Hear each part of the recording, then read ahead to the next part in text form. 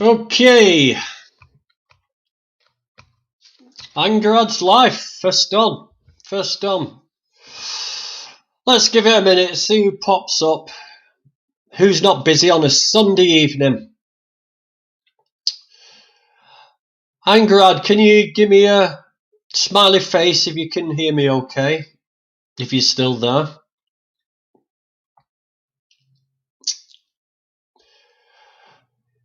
Dee. There we go, we've got a few more popping up now. Can somebody give me a thumbs up or something that you can hear me okay and you can see me and all systems are go, etc, etc. Oh, yes, we are. Thanks, Angrad's life. Sorted. So, welcome to this stream. I'm a Grumpy Vegan Grandad, otherwise known as Dan the Man Levitan. Today, we are going to have a nice, calm discussion with a carny actor friend of mine. Hi, Gary. You all right, buddy? And we're gonna talk about why is it not vegan. Hello, Michael Askew. So what I'm going to do is I'm going to tell the story of why we've come to this point. And thank you, Paul Hansen. It's very delayed. It's sort of like I sit there waiting and then all of a sudden things pop up and viewers, audio and visual are good. Right, well, let's see all that go west when I bring on Steve. So you all knew who I am, so I'll bring over Steve now. Oh. You're there. You're Am there. I? Hello, Stephen. Hello, everyone. Would you like to introduce yourself to the people out there? I'm an evil scumbag who devours living creatures for fun. No, not really. My name's Steve Holleran, Steve J. Holleran. I'm an actor, thespian, or trying to be, and I'm just a happy-go-lucky chappy.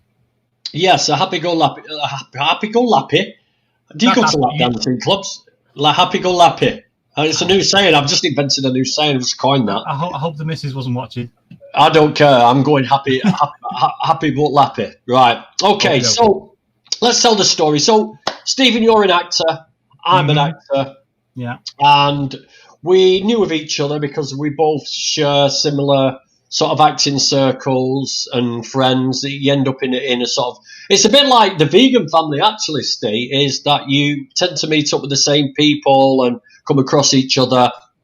And yeah, you sort of become aware of each other. So I'd seen you in stuff that with people that I'd previously worked with, and you'd seen me in stuff that you had previously worked with. Yeah.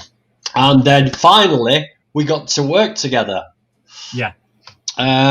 So what I'm going to do is I'm going to play the trailer that we have just completed. We filmed this. How long ago did we film this, Steve? 4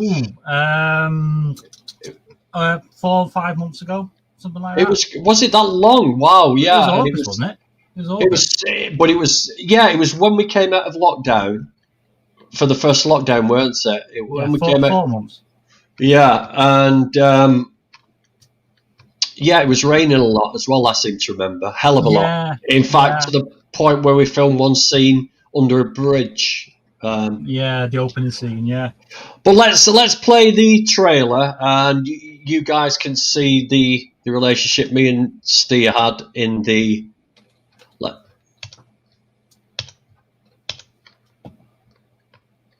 Oh God, I'm going to watch it on this. Is that playing? It's on, but it's not playing. Oh, hang on a minute. Do you know why? What there we go. Place is this? Can you hear that? Yeah. Yeah. Okay. That's what. I'm Joe, by the way. Oh, talented woman. Read in this shithole. I was only trying to help. Yeah, well, you're pissing me off. Is what it is.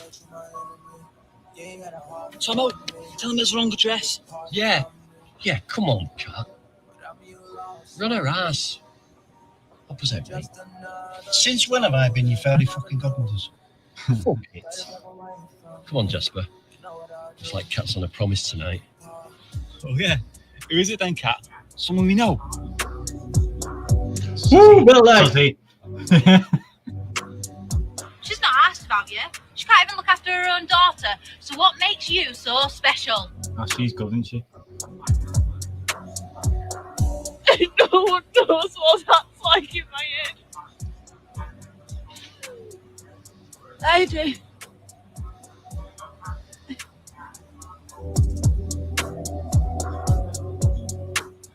Where did you manage to stash it?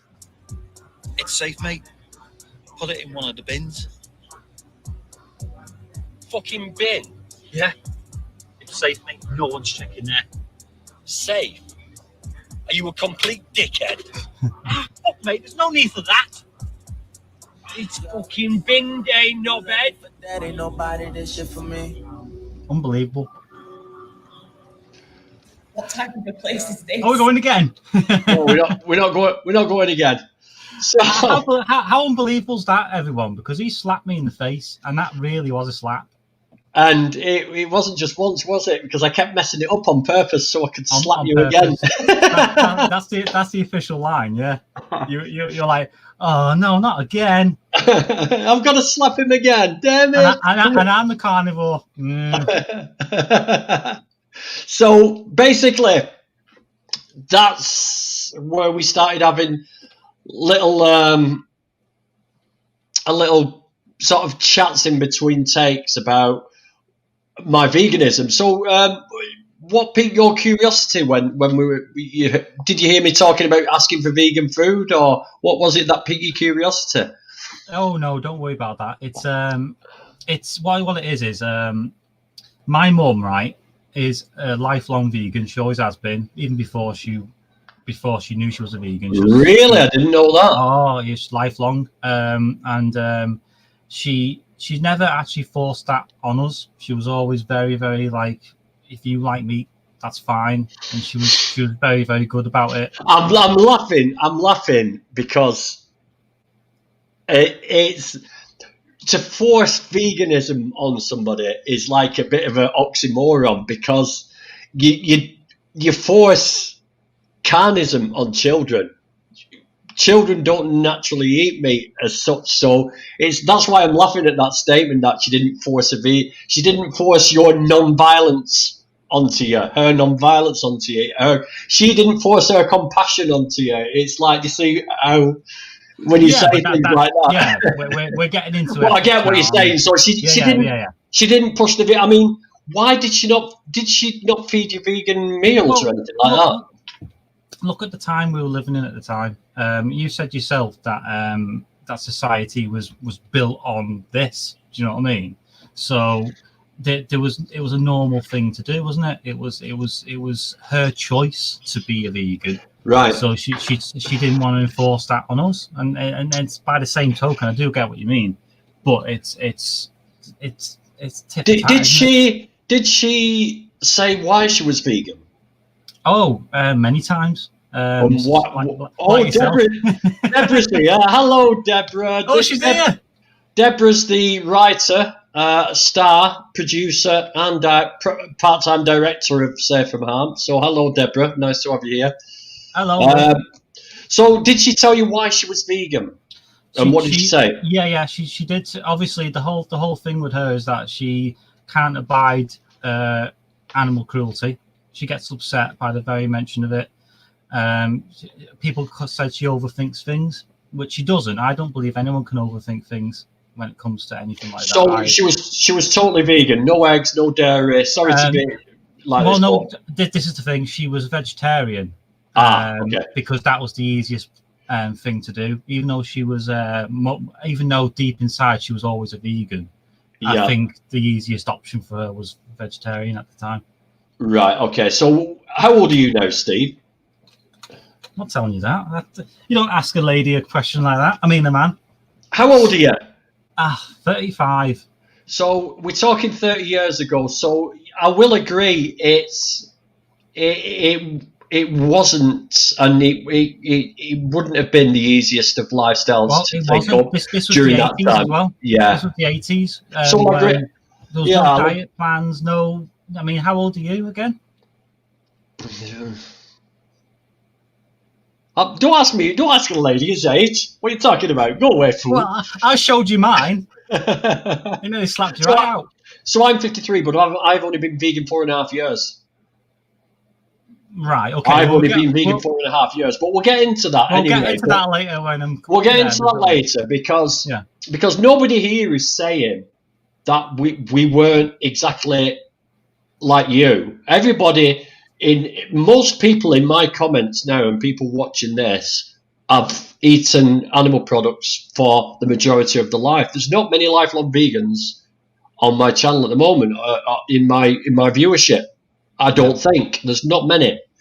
There might be lifelong vegetarians, but again, vegetarianism is a diet. Yeah. And this is what we're going to get into, because vegetarianism is a diet, whereas veganism is a philosophy. It's nothing to do with thingy. So, question number one, my friend, is why are you not vegan? Well, I never see. This is the thing. This is getting into a can of worms now with me, because my diet is always a problem, regardless of whether it's meat or not. I can't keep hold of a diet. I'm very haphazard with the way I eat. I don't eat enough.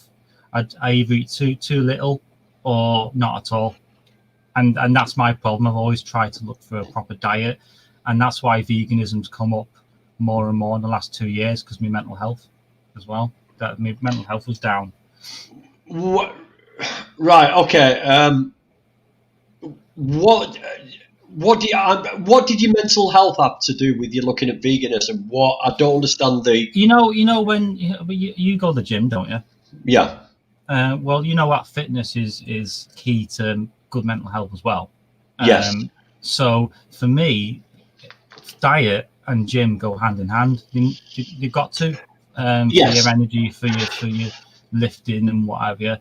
So you're talking about bodybuilding. So well, maybe, but again, fitness in itself releases all sorts of happy endorphins or whatever you like to call it. So I wanted that feeling. I wanted to look after myself and do right for myself, because I knew I was going the other way. Right.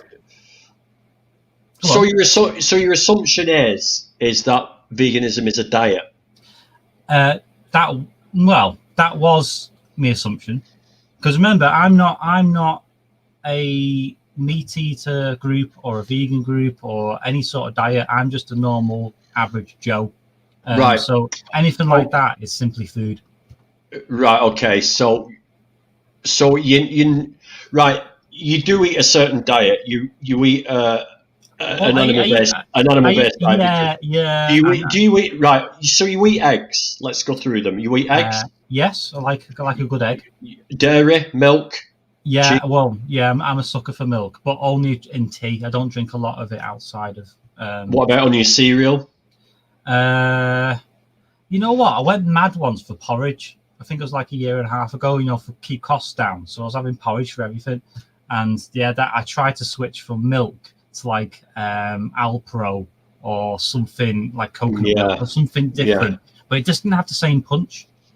Yeah, I get what you're saying. I will talk about that as well. What about your meats? Pork, pig flesh? Again, beef, pig, no. And I'll tell you why. Do you remember a TV show in the mid-2000s with Gordon Ramsay in it?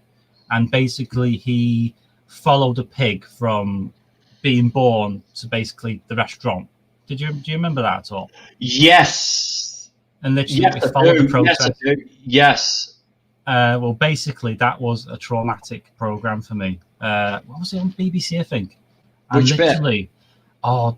When it got to the slaughter bit, because what they do is they tie them up, don't they, and electrocute them, and it was just the noise that got me, and it sat in my head for a bit. I think that's what I got from my mum. It just sat in my head for like a year. I wouldn't touch pork or beef for some reason. Every time I looked at him, I didn't like him. I don't know why. So you won't eat cows or pigs? Well, not that I won't, but it's hard to, because that memory's always there. That it's like the other day, last week for Christmas, whenever a turkey's in the kitchen, I can't go in there because it looks dead. Do you get me? Well, it is. It's a dead body. Well, that's what I mean. But if It's if an it doesn't individual. look like it, if it doesn't look like it, I can't. I can eat it. That's the thing. It's got to look separate. Right. From the body. So for a start, now straight away, you're telling me that you've got you feel compassion for those animals. You saw those pigs being butchered and slaughtered. I call it murdered. Yeah. I mean, the thing is, I don't know if you noticed this, but with society in general, I've been taught from birth to always eat a balanced diet, and that is always included meat in schools, in texts, in how you bring your kids up. Balanced diet. It's still the same now, even with vegans, but you've got to supplement what you take from meat. But from what you were saying on the shoot, you didn't need that in the first place. You know, the meat products, you could always take it from somewhere else. Is that right?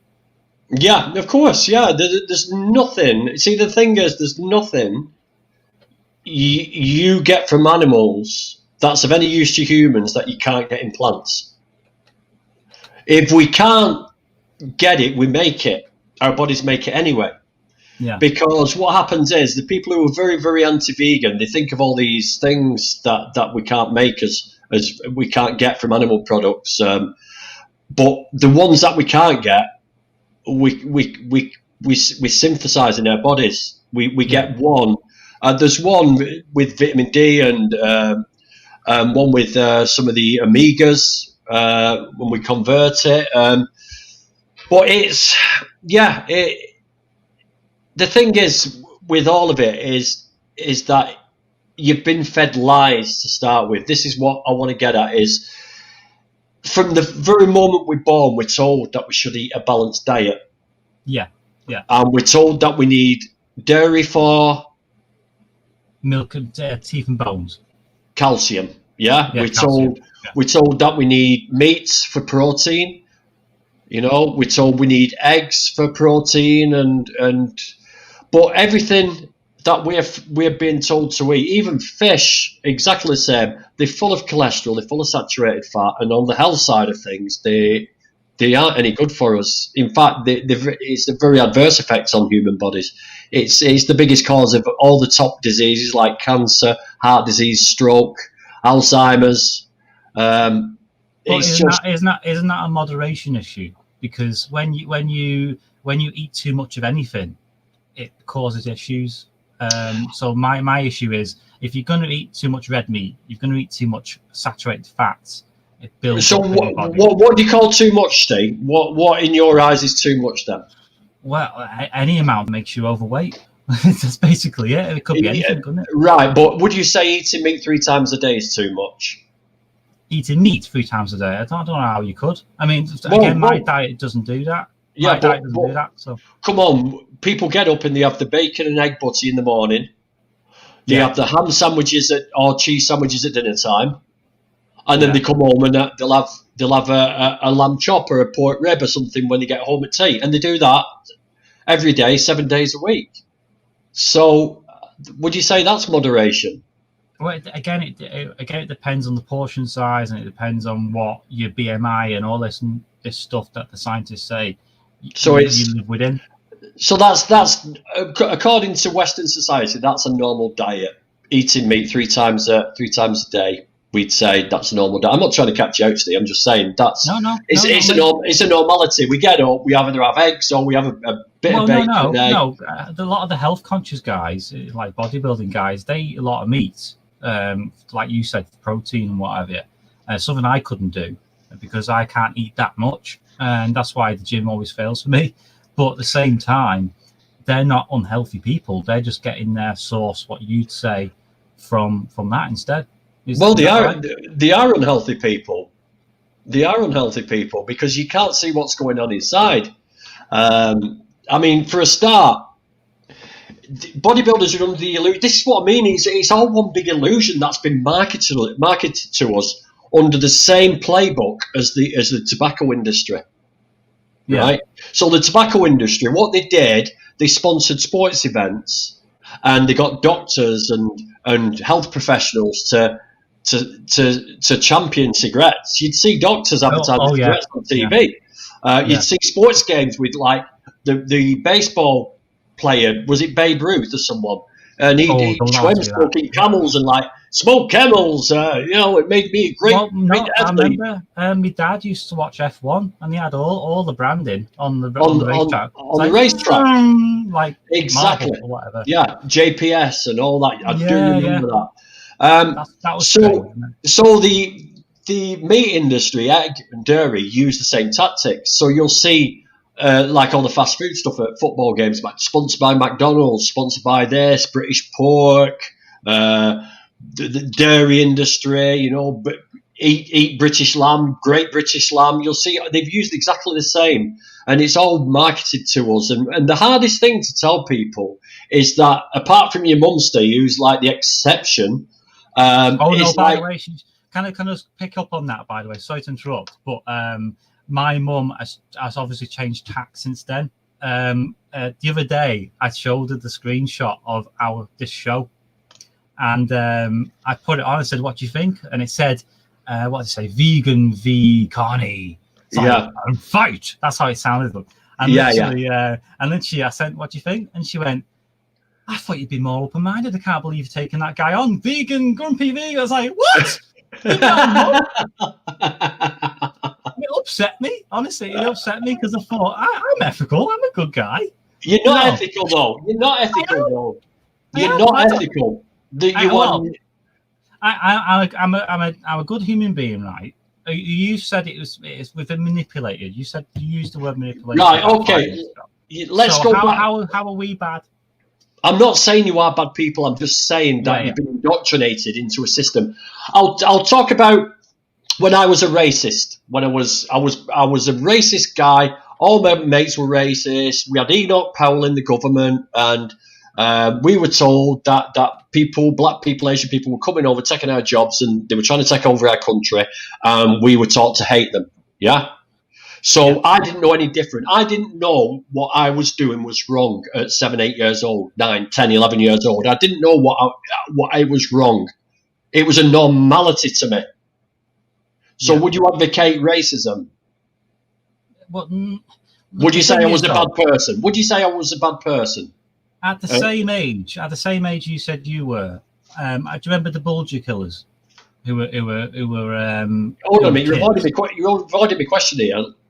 No, I want to compare. No, I don't want to. I want you to listen to my reasoning, right? And I want you to answer my question. So stop trying to distract me, right? Otherwise, you'll get another one and slaps, right? So, would you class me as a bad person? If you just know that I'd been taught to be racist at a young age, at 8, 9, would you have said I was a bad person? Not really, no, because you're part of society that is. It's like the religious communities who are deeply homophobic. That's their religion. Do you know what I mean? So that's where they belong. Whereas what I was trying to say was that I knew ethics when I was the same age, because like I was trying to say to you, the Bulger killers were the same age I was when they killed Bulger. But I knew at that age that was wrong. And I'm also hold on a minute. That ethics can be mixed up. It's person by person, isn't it? Well, not really, because the Bulgers were psychopathic murderers and they killed people. Having a viewpoint on a race of people that's been indoctrinated and brainwashed into you is completely different, just as religion does with people. It's an ethical question. It is. So you are not a bad person. However, thank you. You haven't done some of the things I've done in the past. However, you have been brainwashed into a way of thinking, Steve.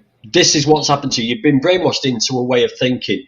And everything you're saying to me is like, you've been taught this. You have been taught this. One of the analogies that people put is like, when you was a baby, if you put a baby in a crib, because some people think we're natural carnivores. Yeah, they think humans should naturally eat meat.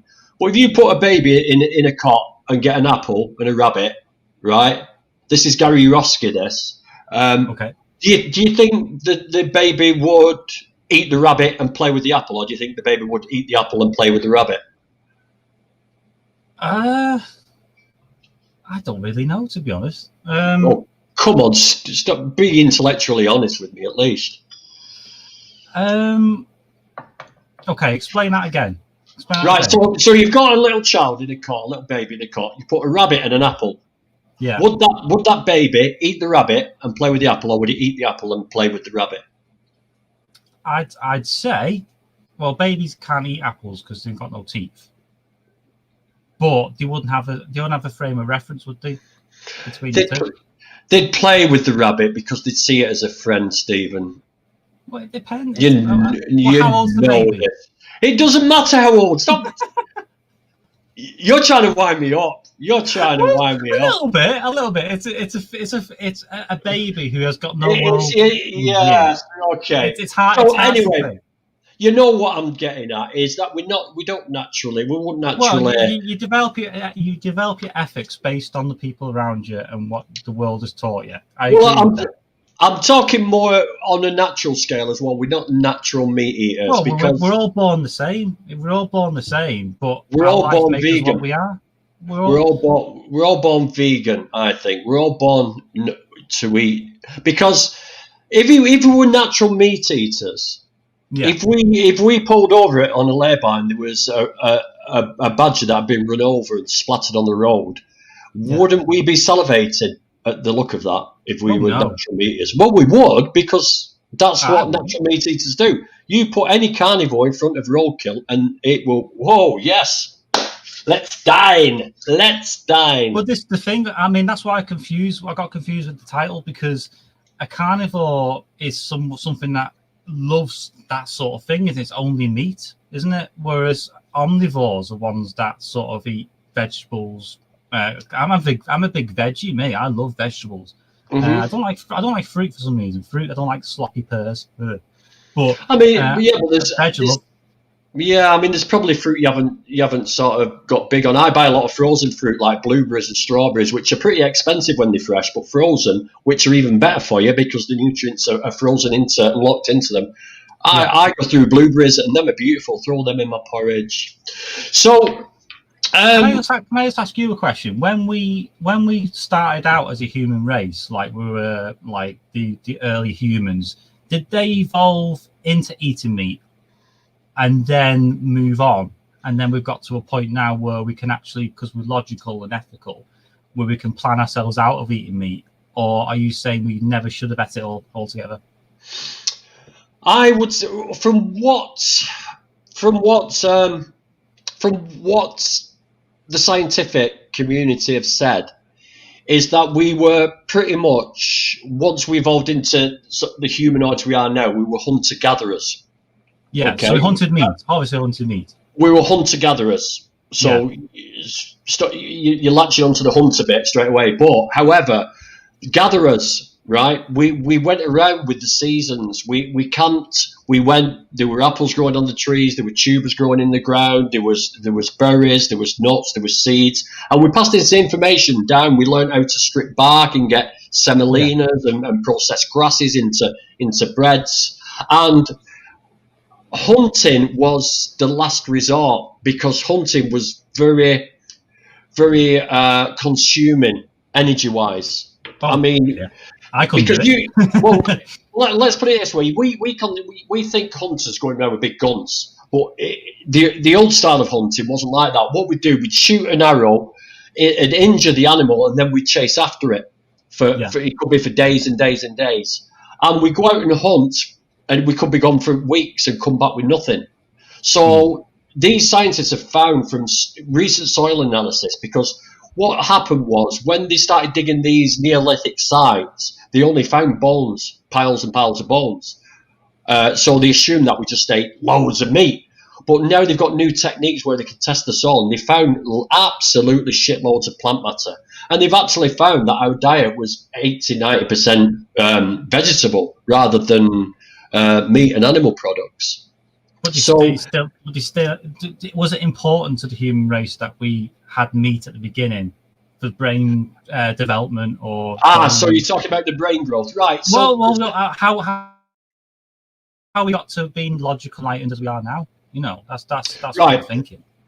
So there is some studies going on, and there is some studies that have mentioned it. And when we learned how to cook on fire, when we sort of harnessed fire and we learned to cook on it, it gave us access to starchy vegetables. And this is why sometimes people say that we're starchivores. Now, when you eat starches like potatoes and tubers and stuff like that, it converts to glucose. And the human brain uses 75% of the body's glucose just to function. Yeah. And what they're saying is that the combination of us eating these starches that feed the brain, alongside planning hunts and working together and living in communities and slowly getting language, that's the reason our brains grew bigger. Because I've always said, because I've always said, well, if it was meat that made our brains grow bigger, why isn't our local cat doing like nuclear physics? You know? You're right. Obviously, why are all the carnivores running the earth if it was meat that made our brains grow bigger? Yeah. So that's undeniable, actually, because I was looking at my cat before. I've got 2 pussies, and they're very they act on instinct. They love a good there's a bird, but they haven't developed further than their basic instinct. They haven't evolved away from being that, have they? So let's move on to ethics. Oh God. Because this is weird. Because when you put it against a manipulated populace, it's hard to draw a distinction. Well, what's ethical when someone has been told the whole life that this is fact, and it's still now. Okay, so right, I've been vegan 4.5 years, getting on to What made you stop? What made you stop? Obviously ethics, right? What was the tipping point? It wasn't ethics; it was health. So same with me then. I went plant-based because of health. Yeah. Because I found from what I looked at that it was the best policy to eat more vegetables and fruit. But I was still under the influence of the protein myth that I couldn't get the protein if I didn't eat meat. I ended up being pescatarian for a while. So we don't need animal products to live. Yeah. Are we agreed on that? No. Everything I've ever heard about the vegan movement or the meat aspect of it, I've never said that vegan's a bad thing, because I can see it's got a place, and I can see that you can, whatever you got with meat before, you can substitute with something else for sure. There's a comment there. No, we're very open-minded. Don't forget, most of us weren't always vegan. We had to start somewhere. So we're under agreement. I completely agree. We don't need meat. We don't need dairy. We don't need eggs to survive. We don't need it, but should it be mandated through the whole population? That's the question I've got for you. Oh, no. Stop answering questions and putting other right. Let's just get a few things in place. So we don't need any animal products to survive. Yeah. Okay. So my question to you is, why are you paying people to abuse animals and kill them for your food if you now know that we don't need animal products to live? Why are you still doing it? What is stopping you going vegan right now? Myself. Yourself. It's my own. I like, for example, it's the bacon. I like the bacon. Now I know I said before about pigs, but that's the whole body of pigs. I don't like seeing it. I don't like thinking about it. But there's one smell I can't draw away from, and that's bacon. I like the smell of bacon, and that's it. So you're happy for thousands upon thousands upon thousands of 6-week-old baby pigs that have been proven scientifically more intelligent than dogs, that can recognise themselves in a mirror, that are very loving, they're very clean animals, they have different noises, they can actually talk to each other, they're very intelligent, they've been shown playing computer games. They don't deserve a life because Steve likes the smell of bacon. No, yes. Not happy about it. And like I said before, there's a disconnect. and it's not just me; it's the general population. Why are you talking? We're not talking about the general population. We're talking about you. Yeah, We're talking about you now. So stop I'm talking a about part the of it. general. No, stop talking about the general population, because all you're doing is appealing to popularity. You're just saying, "Oh, everybody else is doing it, so it's not just me doing it. It's not just me murdering. Everybody's murdering, so I'll carry on." That's what you're saying to me right now. Yes, I'm not saying that's that. exactly what you're saying now. Everybody else is murdering, so it's okay if I do it. I'm not I'm not bothered saying because it's everyone's okay. doing it. Well, I said to you before that we're both agreed on the fact that we should be doing it. So why are you doing it? Because I haven't stopped yet. I'm trying to figure out myself. I'm trying to figure out if I can actually make that leap, and that's why I'm having this discussion. Is it really a big leap, though? Is it really a big leap? If you're not minded to do it, if you're not ready to make that leap, it's impossible. So what about the 75 billion animals that are getting raped, murdered, enslaved, tortured, and abused every year, while you're just sort of, I don't know what to do yet. I don't know what to do.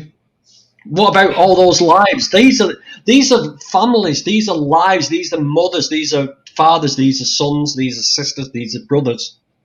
These are lives. These are not objects that you're talking about. These are not just an object, a thing, an it.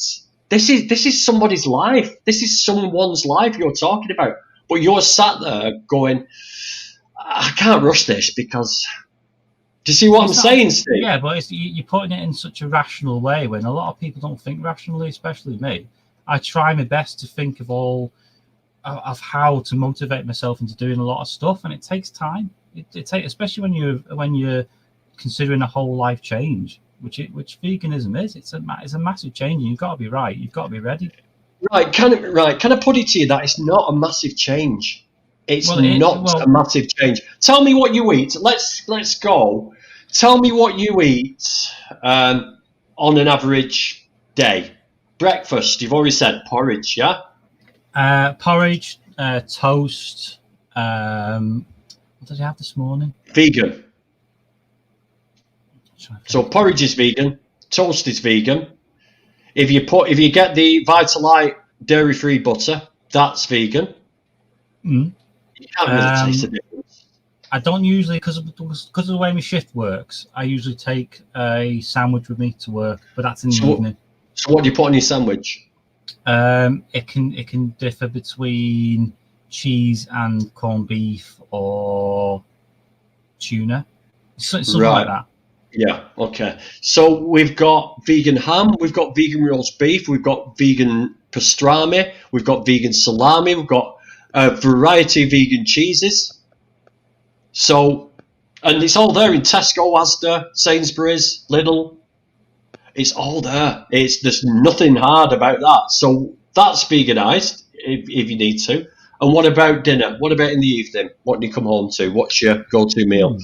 Well, tonight, what did I have? I had. Oh, I don't know if I should say. Just say it. Just say what. Is this a safe place? This is a safe place. I had rice with what was it, sweet chicken or something like that. So you ate birds. You ate birds. Yes. Yes. So you ate dead birds. So you ate dead birds. Well, if you go to Iceland, they've got chicken strips that taste exactly like chicken. This isn't chicken in Asda, a frozen chicken. You throw it in, you cannot tell any difference, and especially in a curry, you would not even know it wasn't chicken. There's so much out there. It is one again.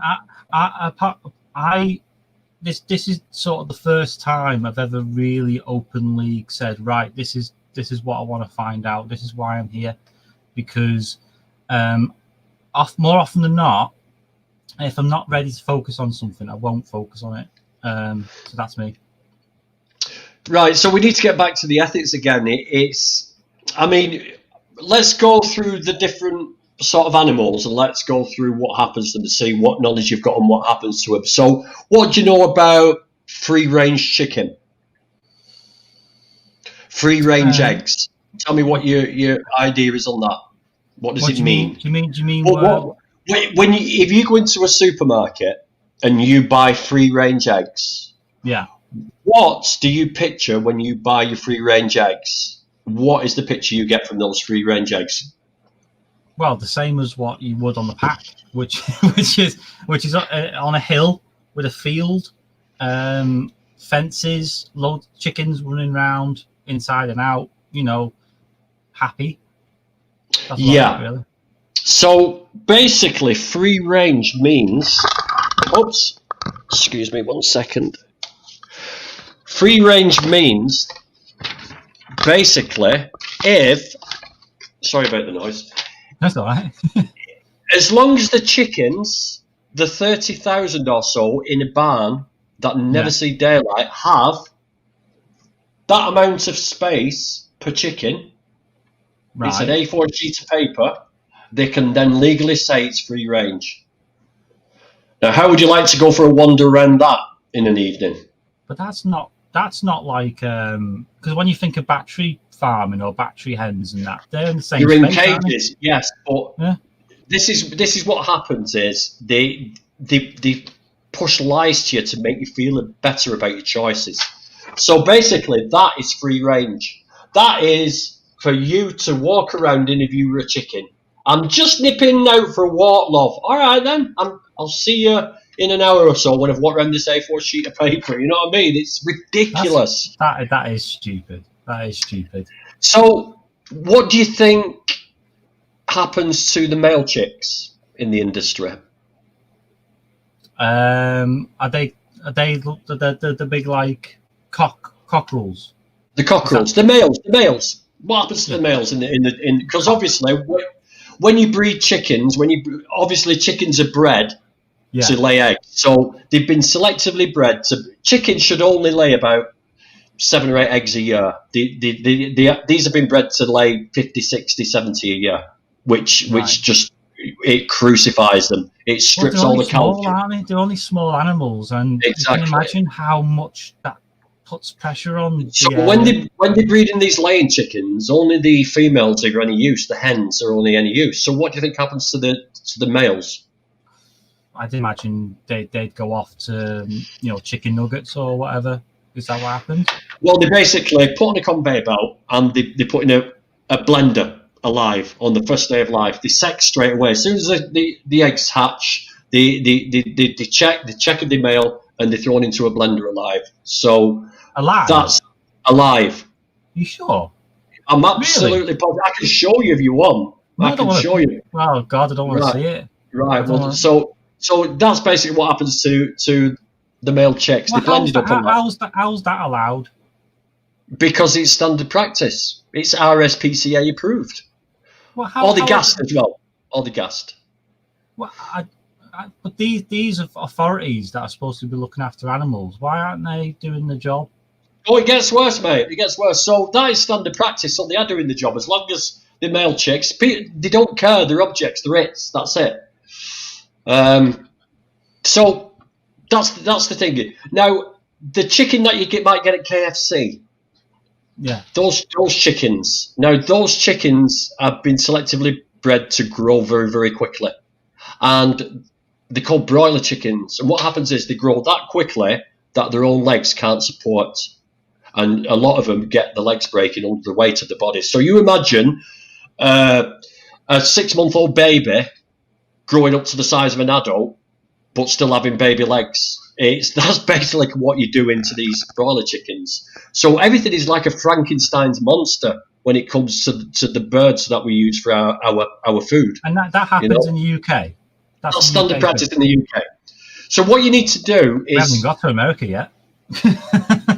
Imagine what's going on over there. Well, everywhere is very, very similar. There's not much difference between the UK, Australia, here, Canada. It's all standard practice. Yeah. So there's your birds. There's your birds. I mean, we haven't talked about ducks. We haven't talked about foie gras. Ducks, yeah, because we eat ducks in this country as well, don't we?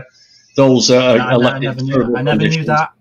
You've never had a duck from Chinese? Crispy fried duck? No, again, I'm not a big takeout person, to be honest with you. I don't like... when fish and chips, when I do like a portion of fish and chips, but I don't like if it's tiny little bones in a fish. That puts me off for like 10 months. Well, this is a big red pill for Stephen. Shut up! It is a big red pill. So let's move away from birds. Right. Let's move towards other things. Someone's saying, I can't. I'm not. Oh, Yeah, I'm not even looking at this. I'm not going to. I'm Easy Vegan. Thank you for that, but I'm not going to show any footage on the stream because Don't. I don't want to sort of do that. He's going to watch it anyway himself. I'm going to give him all the links to watch these things himself. I think he can imagine it. Yeah, don't we all? But the thing is, Steve, you are an actor, so you have immense empathy. Yeah, and you couldn't be an actor if you didn't have, because you need to be able to put yourself in somebody else's shoes. You need to be able to inhabit the body of somebody else, another character, another personality. I've still got some blocks though. I have still got a lot of blocks to work. But that's our acting career. But what I'm trying to say is you've got empathy. So you should be able to put yourself in the place of these animals. Yeah, I've got a lot of dog owner friends, and they always see how loving I am to these animals, dogs, cats, the normal animals that we all are conditioned to keep as pets. And normal animals. we love cats and dogs, don't we?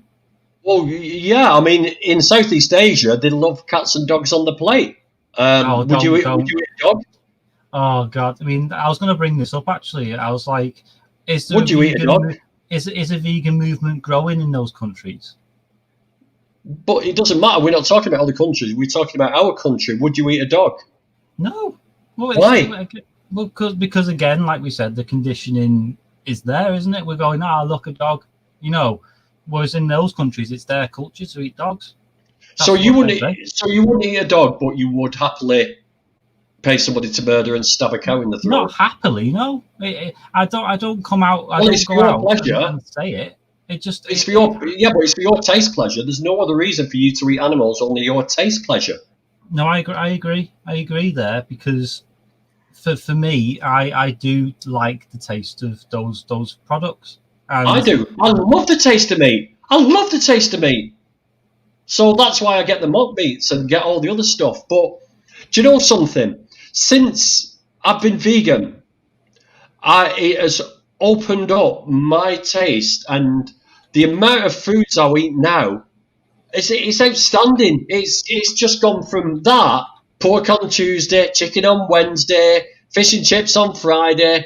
I've now gone to like this massive rainbow of different vegetables and fruits and beans and nuts and seeds and new recipes, and it's amazing. It's like opening up a whole new world. Did I tell you I am a fussy eater? And that's always been my issue. Or I don't like anything that's too juicy or off-putting looking, and that's why it's hard for me to adapt to a new diet, and I never commit to it. And that's what I need to get over in my head. Well, we're not talking about a diet. I know, I don't want you to change your diet. What I want you to do is align your moral beliefs, which is you shouldn't abuse animals.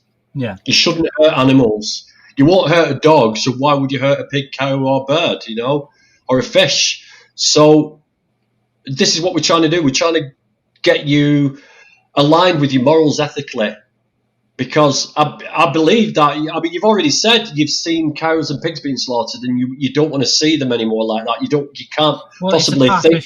It's definitely a partition, because it definitely had an impact, and it still does when you think back to something like that. But then you partition it away when real life kicks in again, and I'm not the sort of person who would let it happen. Do you know what I mean? So, like you say, I'm vegan. I'm not unethical as a person in general. I mean, you just said I'm a fussy eater. I am fussy, yeah. Yeah, but you told me one of your diets for the day, which involves sandwiches at dinner time and chicken in the evening. I've just given you the alternatives that have exactly the same texture, exactly the same taste and exactly the same consistency of what you're eating anyway. So I don't understand why again, the argument stands. I don't get why. It's not an argument. It's what I'm like. It is an argument because I've never tried it. You're using it as an excuse. You're saying I'm a fussy eater, therefore I need to carry on murdering animals for my food because I'm a fussy eater. Yet the alternatives are exactly the same, mimic exactly the same as the food you're saying that you can only eat because you're a fussy eater. So your fussy eater argument is completely out the window. That's not an argument against stopping animal abuse. It's not an argument. It's not an argument for it's despite veganism. I'm not talking about veganism as a food source. That's not the fussy bit. The fussy bit is what my array of food is that I usually tend to eat. I tend to stick to something simple. I don't like any bread with seeds in, or I don't like any, That's vegan. With pineapple on. Do you know what I mean? I don't like that. Vegan pizzas out there. Well, I know that now. yeah. I mean, when I went vegan 4.5 years ago, right? Yeah. It was a couple of milks. There was nothing you could put into your coffee without it breaking apart. There weren't many fast meals, ready meals, because obviously women working odd hours and shifts and everything, it was hard for me to come home and start cooking everything from scratch. It was a ball ache. In those 4.5 years, mate, I've seen it quadruple and double quadruple and whatever that is and 12-ruple. I'm seeing about 4 or 5 ads on TV in the last hour for Aldi, Lidl and Tesco for plant-based foods. Yeah. Hellmann's mayonnaise, vegan mayonnaise. There's everything you can eat that you eat now. There's a vegan version out there, so there's no excuse. Diet is not an excuse now. Well, this is why I'm here, because again, like we were saying before, my mum, when she was growing up in the 80s and the 90s, and there was no options here, so the option for her was either vegetarian or nothing. And now, in the last 5, 6, 7 years, there's been a massive drive out there to promote veganism, and that's how I've noticed it. You know, because for me, I tend to go against the grain of society because I don't follow crowds. I never do, and it's got me bullied in the past. But veganism is one of those things that, when people, well, it's not just veganism, but other movements that tend to sort of go on TV, and you get them on TV shows, and they're going, they're trying to shame me into not eating meat, which is fine, but I tend to switch it off because it's too much. Do you know what I mean? Yeah, I do know what you mean, and there is ways and means of talking to people, but we've talked about it in the past and it's had no effect. So I've had to think of different tactics to talk to you, and I've got to be brutal honest with you, because if people have been if I'd had this conversation with somebody like me and I was you 10 years ago, I would have thanked them now. I would have thanked them because I would have had 10 years of like not contributing towards this disgusting holocaust that's going on at the moment. I mean, there's 75 billion animals murdered every year. Okay, for us to eat, for people to eat. There's 6 million people starving on this planet. Yeah. Right? If the whole world went vegan now, we could give 2/3 of the land that we presently grow crops on, because the majority of crops, 75% of the crops grown on this planet, are given to grow animals. Okay? Yeah. So we could give 75% of the land back, and in that 25%, if we ate the plants that we grew on that 25% of the land surface, we could feed the whole planet. So even on a humanitarian scope, veganism is your best option. Well, this is where I hooked on, because obviously you hear a lot of big catastrophical debates going on about whether the planet can survive with the population going up and up and up, and global warming, or all this stuff, and how we can sustain each other. And I'd like to think that we could sustain ourselves on a national level. Is that where you stand? Well, right. It takes 1,000 litres of water to make 1 pint of milk. 1 litre of milk. Yeah. That gives you an idea of how many resources we actually use. If we do it on a local level, so like say the UK went completely vegan and started doing its own thing instead of making it in another country and shipping it over, would that be better? Sorry, I missed that. I'm just trying to find something. I'm going to share a screen with you, and I'm just going to show you something now.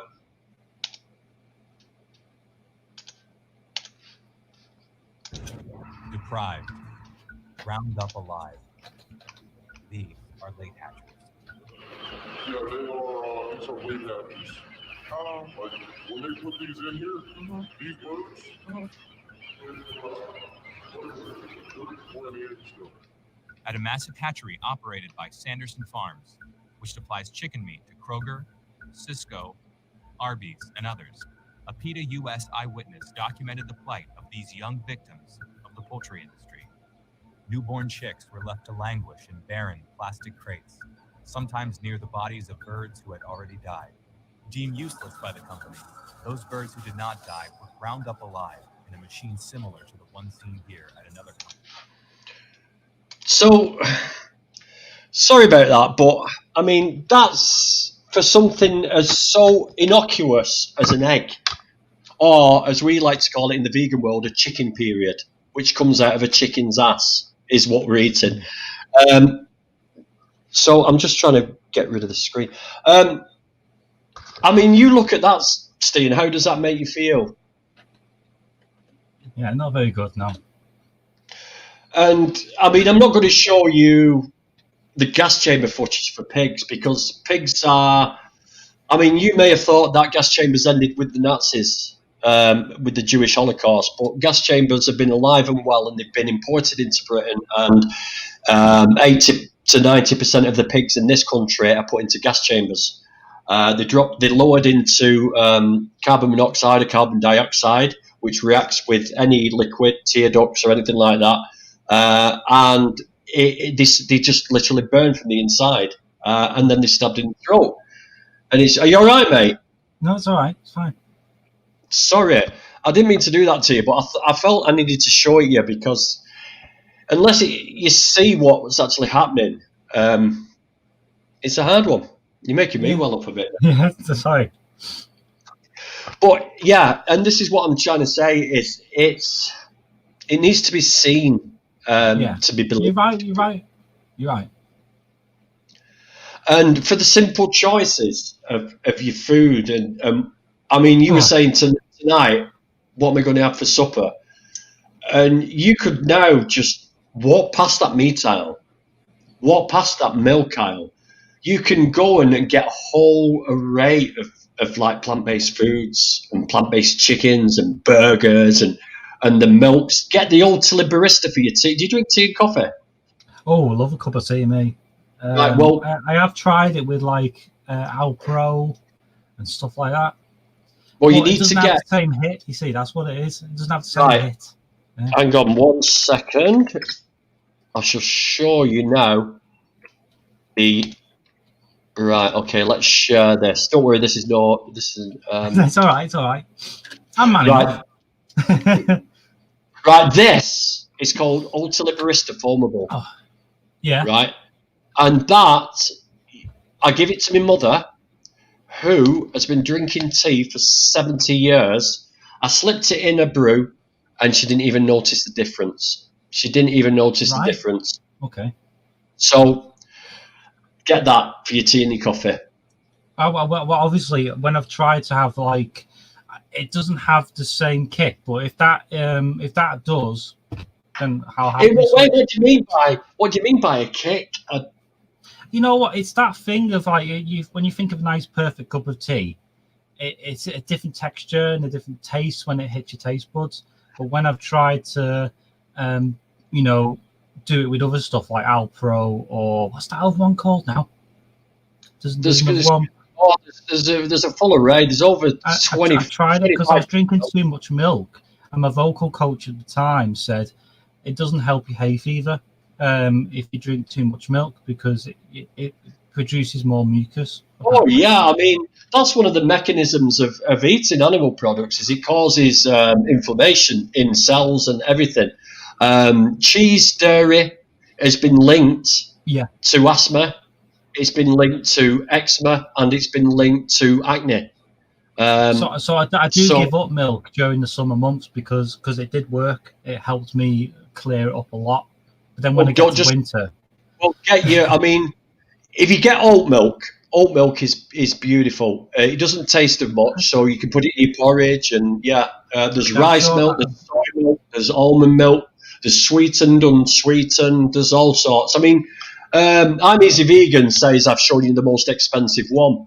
But to be honest with you... oh my, you've got shares in the company, have you? I'm not on commission at all. But the thing is, mate, is that that's the only one I found that I could put in tea and it didn't break up and it didn't taste of anything. It just tasted like a proper cup of tea with proper milk in, lad. You know what I'm saying? Well, yeah. And the other thing I like chocolate. I like Twixes.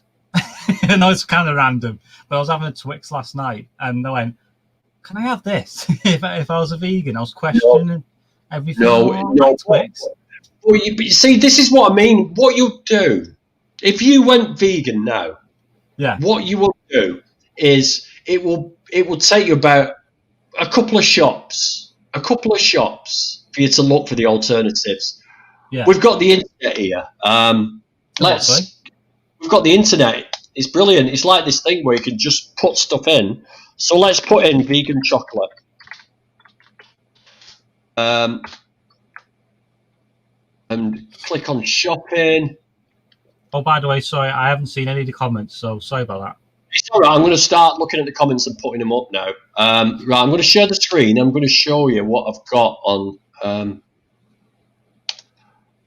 Okay, so look, we've got Galaxy, Numo, Lint, Vigo bars. Look at it all. Look at it all. It's going on. It's still going. It's still going. It's still going. It's just, there's just so much out there. We're big business. Us vegans now are big business. So you're not going to want what did I have? Vegan Magnums. There's 3 in a box. I ate all 3 in one night. All 3 in one night. Because Bourneville chocolate. I know for a fact that's when vegan stuff started really taking off through the confectionaries, through the desserts. But at the time when I first tried them, it didn't really taste that good. But that was about 5 years ago. So people have baked it for me since, and they've tasted nice, you know. Angarad's life. Angarad used to be on CBeebies. Oh, who said that then about homemade Twix? Angarad. This is what I'm talking about. She used to be on CBeebies. Yeah. I don't know whether your little one would have watched her on TV. How long ago was it? What was your character name, Angard? You'll have to let me know what your character name was. Because CBeebies was a big fixture in my life about 10 years ago. Well, Angarad's been vegan for a while now, and she's great on it. Hello there, thanks for that. I'll check them out because if Twix, Vegan Cadbury on the Tesco website the other day. Does it always does it run out? Because I know it's been quite popular in Asda and that, like vegan cakes or vegan products. No, because the demand's there now. The demand's there. But the trouble is, if you go to like Lidl and Aldi, now they're doing this big Veganuary, vegan plant-based options. Yeah. There is stuff selling out, but Asda have got a dedicated vegan aisle. Yeah, that's what I remember. Yeah. So let's talk about dairy. Right. Yeah. Okay. Talked about dairy yet? So, give me your perception on the dairy industry. How does it work? What's the mechanism? How do we get milk? What happens? Well, I think I know a bit more about this. This was where they put like mechanical on the teats and just keep them in a cage and it sucks out. Why does the cow produce milk in the first place, though? That's what I want to know. Oh, I think you told me this on Safe from Harm. You said that they make them permanently pregnant. Is that right? There's no such thing as permanently pregnant. No, what they do is they use AI which is basically they artificially inseminate cows. So what they do, I remember you saying that. yeah, they stick the fist up the cow's ass. So a human fists a cow to start with, holds down the cervix. They get bull semen, which they have got from a bull by sticking an electric vibrator up its ass, so it comes, collecting the sperm in a jar. This sounds like a good night out for me. Yes, well, people pay for stuff like this, and then they basically squirt it up the cow's vagina, and that's how they get the cows pregnant. So it's basically rape and sexual assault because there's no willing partners in this. On either side, on the bull side, on the cow side. So when the cow gives birth, she's going to give birth to a calf. So what do you think they do with the calf? Because they don't want the calf drinking the milk. Oh God, I don't want to know. I've got to know, haven't I? You know, I'm going to have to tell you. Tell me. So, you're going to have to tell me. So if it's a female calf, she's put back into the system. She's fed formula. And she's put into the system where she'll get forcibly impregnated over and over and over for 7 to 8 years until they're spent, and then they're sent to the slaughterhouse for beef because like 70 or 80% of the beef is from spent dairy cows. If it's a male calf, not so good. They're taken into the yard, they're either shot or they're hit with a lump hammer on the head, or they're reared for a few months until they put a bit of weight on, and they're given to the veal industry. They take it to a slaughterhouse and stabbed in the throat for the veal industry. So we've got all sorts of abuse that goes on with that. I mean, a cow's supposed to live till about, I think it's 12 or 13 years old, maybe a bit longer. After 7 years, I mean, when you see cows with the big udders, do you think like, wow, don't cows have big udders? And I've never really given it much thought, honestly. I've never given I like it it. I think, well, I'm big. Them big sacks don't they get big? But it's not.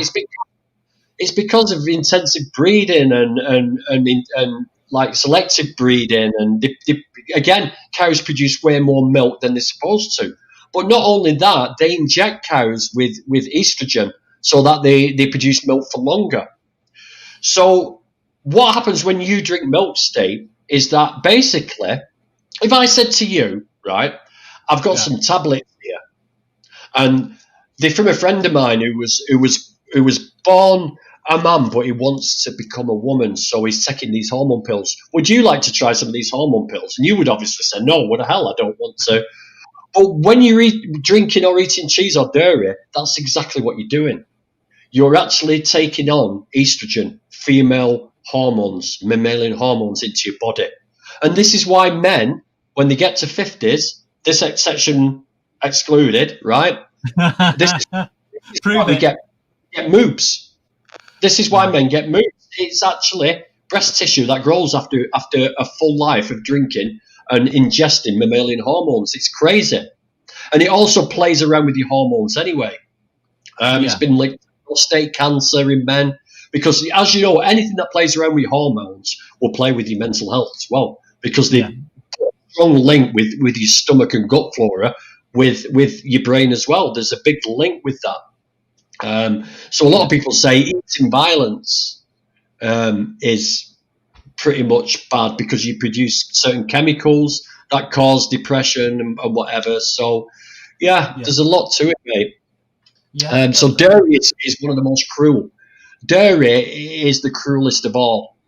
I'd have thought the opposite. I'd have thought, before you said that, I would have thought having that process going on, not the injections or anything like that, but just sucking milk from a teat. You'd have thought that was just a normal process that doesn't take much time. What is milk? What is cow's milk for? What, in general, or always for their cattle, for their offspring? Isn't it? So it's to grow a calf, right? And a calf grows into a 1 ton, 2 ton animal. So why are we drinking a secretion from an animal that is meant to grow a little calf into a 2 ton animal? And why are we drinking that and not expecting it to harm us? You know, and then when you start seeing all the obesity problems in the Western world, it starts to all add up, doesn't it? Like, well, hold on a minute, we're drinking and eating secretions that are like meant to grow a tiny animal into a massive one. I mean, would you drink dog's milk or cat's milk? No. Just thinking about it, no. I don't. Again, it's that thing of you grow up in a society that accepts one thing and doesn't accept another. Would you drink breast milk from a human? In the early days. Yeah, well, would you give you a bottle of milk? I mean, personally, I'd probably Eve if someone gave me that. But would you drink breast milk from your own species? I'd have a good go.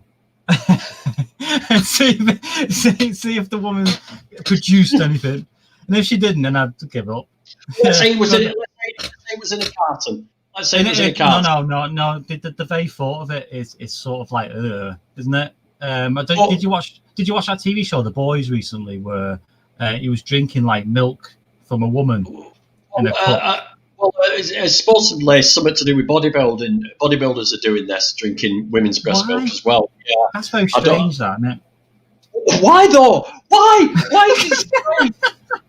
Why is it strange to drink milk from your own species, but you think it's okay to drink it from a fucking cow? I don't know. We twisted up, man. We totally twisted up. Well, we are, honestly, this is all about how the world has been moulded into a shape where its consumerism takes over. That's astounding, isn't it? We wouldn't drink milk from our own species, but we would drink it from a fucking animal. You said this on the set, and it blew my mind. Even though I've heard it before, it was only the way because this is why I like you. You put it in ways I can understand. That sort of person, I mean, I try and look at the. I mean, I understand mechanisms. I understand how when we eat cholesterol and saturated fat, it increases your LDL cholesterol. Yeah. Right? It's taken me years to understand this. Once our cholesterol reaches a certain point, because it is a parabolic curve, it sort of plateaus off after it reaches high. And we live in a sick generation, so doctors will tell you when your cholesterol's about 4 or 5, you're in the normal range, but above you should be worried. Well, no, my cholesterol's 2.2. It should be under 3. Yeah? Right, okay. So once your cholesterol goes over 4 or 5, you get something called atherosclerosis. And what that does, all the cholesterol that your body normally clears out of its arteries, it starts sticking to your artery walls. Yeah. And as it builds up, as you get older and older and older, the blood flow is reduced. And eventually you will either have a heart attack or one of these little sort of cysts on the side of your artery will break off, go through your bloodstream, hit your brain and give you a stroke. Yeah. You know? On the other side of it, erectile dysfunction is a precursor to heart disease. So how many times an evening do you see erectile dysfunction pills going on? Erectile dysfunction. It's not a normal part of life, erectile dysfunction. It's a very abnormal part of life. We shouldn't suffer from it. Yeah, I mean, you see on the media, though, that it's advertised all the time now. It's like, have you got this? Well, try these pills. They will help. And I thought that was just a normal part of aging, really. See, the other surprising thing is doctors. No doctor will prevent a disease. Will tell you how to prevent a disease. No, I find that very strange as well. It's never preventative, is it? It's always. The system's not built that way. The system is built for doctors to provide prescriptions that are patented, that are produced by pharmaceutical companies, that are the richest companies in the world, that work hand in hand with the animal agriculture industry, who are making us ill. So it's a nice little circle. It works beautifully. When people talk about the circle of life, the Lion King, well, that's the circle of death that we're in. Yeah? The pharmaceutical companies get money every time the doctor prescribes drugs. The pharmaceutical companies fund the government funds the animal agricultural industry that keeps us ill. So it goes on and on and on and on and on. Totally. You know, statins, erectile dysfunction pills, indigestion tablets. It's just... Doctors get the equivalent of 4 or 5 hours nutritional training. So a doctor cannot advise you on diet. If you went to your doctor and he said, well, start eating this, stop eating that, he'd be talking blind. He would not have a clue. He doesn't know. Yeah. Just doesn't know. I did once about 2 years ago when I did consider this before. I phoned the doctor and said, "Can I have a referral for a dietitian?" And who's this? Sorry about that. It's one of my friends. Got to go, Jack. No, Jack, Steve, is Daniela and Adam's son, and he's been vegan from birth, and he's Hello. one of the future. So he's going to be the future of veganism. So what was I saying now? A nurse is trained to prevent. So how many people are you telling to go vegan then, Deb? How many people are you telling to go vegan? Even the pharmaceutical doctor health industry is setting us up for a fail. Well, it's a nice little thing for them, but what I worry about is the vegan movement in particular. Are you scared that it's been hijacked by people who want to divide rather than push your agenda? Well, because whenever the media, because I hate the media, I think that they're only there to divide people up into certain factions. So I'd rather we do what we're doing and have a nice debate and talk about it, and then the good ideas will come to fruition. But whenever you see the media try and interview a vegan, they're always shouting people down, aren't they? What do you think? Yeah, they do. They do, because the media self, they don't want this to happen. They don't understand it. Right, so I'm not going to be vegan because of the vegan movement. No, that's not what I was saying. So what you're saying is that you feel like the whole of media is against this. Well, against, not just against the movement, but using it as a tool to divide people from actually having a proper debate and a proper chat. Let's go back in time. Let's go back in time.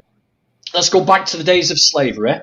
Yeah, and we've got black slaves. This country's making a shitload of money because we've got all these black slaves doing all the labour for nothing. We're not even feeding them. You're not even feeding them. We're just whipping them to keep them working. And that's what we're doing. And somebody wants to stop it. Someone says to all these toffs who run the country, "Whoa, hold on a minute. What you're doing is wrong." Do you think that the media, if this media was back then, what do you think they would be doing a similar thing? Oh, this crazy fucking extremist idiot wants to stop slavery. I know, and it benefits us so much. This slavery benefits us so much. It gives us free labour. It cuts the costs of cotton picking. You know. Yeah. So do you see where I'm coming from? Yeah. Until we get that curve of more people vegan, there's a certain percentage that we need to get people vegan to sway certain things, policies in government and the media. But the media are coming on their side as well. And I think people think, because the internet's there. The internet's there. Yeah. And that was only the question, really, because whenever people like who Piers Morgan, he's the worst, isn't he? He'll bring on a vegan just to shout at them. And it doesn't help. It doesn't help bring people on, does it? Do you know something? You know when Piers Morgan went on about the vegan sausage roll from Greggs, and he spat it out. Remember, you may not have heard of that. I don't watch Piers Morgan. If I can Piers help Morgan came on, and he's very anti-vegan, and he got a vegan sausage roll, and he basically tried it on screen and then spat it out and said it was disgusting. The day after he did that, the sale of vegan sausage rolls from Greggs went through the roof. They couldn't keep up with demand. So even when the media try and dispel it, it has the opposite effect. Because what I'm trying to say, Steve, is that when you line your actions up with your ethical stance, which you don't want to abuse animals, you don't want to hurt animals. No. Once you line up your actions with that and stop going to the death aisle and stop buying cow secretions full of mammalian hormones and stop going and getting the happy eggs from the happy farm where they wander around. Yeah, that's ironic, isn't it, now thinking about it? And you've aligned your action with your morals, and I think this is what you need to do. And I really do think that you're there. I mean, what is going to stop you changing when you walk away from this chat today? What is what do you think will change for you? Well, that video before, because I was, hang on, just adjusting me, seeing that video before, it's like what I was saying to you before about the pig. It puts a new reality, a new spin on what I didn't know to be true. Because, like I said to you before, myself and a lot of other people out there don't look past a certain point. They just go, "Well, I'll pick that up," and I eat it, and I do enjoy the taste of meat. Yeah. And like you said, that'll never change. But my issue has always been, if I'm going to do this, how am I going to do this? And this was a couple of years ago, and I understand from what you showed me that there's a lot more out there than meets the eye. Because again, I don't research it. I haven't researched it. So what about things like leather and wool? Well, I don't. Because if you say you're going to adopt a vegan philosophy and lifestyle, well, this is another area I don't know about. What is this? Is this? Are you talking about material? What I'm wearing? Leather is cow skin. Leather is the skin of a cow. I mean, would you, if I got a load of kids and ripped the skin off them and made them into a nice coat, would you wear that? No, you wouldn't. You know, and same with the wool industry. The wool industry is brutal. People think it's a nice industry, but they actually dock the tails, they rip the testicles off them. They're horrible. And sheep are bred now to produce way more wool than they're supposed to. Natural sheep, the original natural animal, the sheep, they shed the wool naturally. It drops off in winter. Yeah. But because these sheep that we've genetically engineered now to produce more wool, they've got to be sheared. And these sheep shearers are paid per sheep. And they are brutal with them. They kick them, they stamp them, they cut them. They're not careful with them. And there's loads of footage out there. You need to watch Dominion, Stephen. You need to watch Dominion. It's a hard watch. You'll be in tears, but you need to watch it. But I've got something. Oh, hang on a minute. What's this? Stephen, you have had plant-based burgers at mine and you liked. You've been grassed up, boy. Oh. Well, how can it be grassed up? I didn't know it was plant-based burger. When was this? Well, hold on a minute. Rewind. You said you didn't realise they were plant-based. No, I don't know how recently that was. So there you go. What more do I have to say? What more do I have to say? Deborah's helped you prove your point. Amazing. What's this here? I can't stop killing mosquitoes as they are really annoying. Great comment. Right, I want to show you. I have no idea. It might be. I don't know. It's either a troll comment or it's an ironic comment. One or the other. I didn't realise. Honestly, he didn't realise. When was this? You put something in my body without my knowledge and consent. Listen, Aaron's put it on anyway. Dan, quick shout out to the Vegan Switch new website, Webist. We learned to spell, Aaron, for God's sake. Everyone, please share veganswitch.org, because if you're having trouble, this is the Vegan Switch. It's on Instagram, and it's myself and a few other vegans, and we will mentor people to help them switch to a vegan lifestyle, with the ethical side of it being at the forefront of it, and how to eat right and how to find certain things, you know. I just wanted to show you something, Steve, as well. This is one of the most, and there's no blood and guts in this. Right. I want to show you this because it's classed, apparently this is classed the most humane way of slaughter. Okay. Oh, God. I'm not going to play the audio.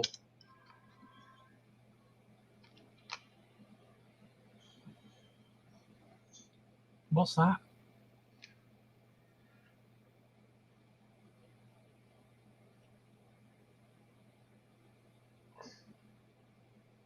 So basically, it's electrocuting them before they get stabbed in the throat. What? It's been stabbed as well?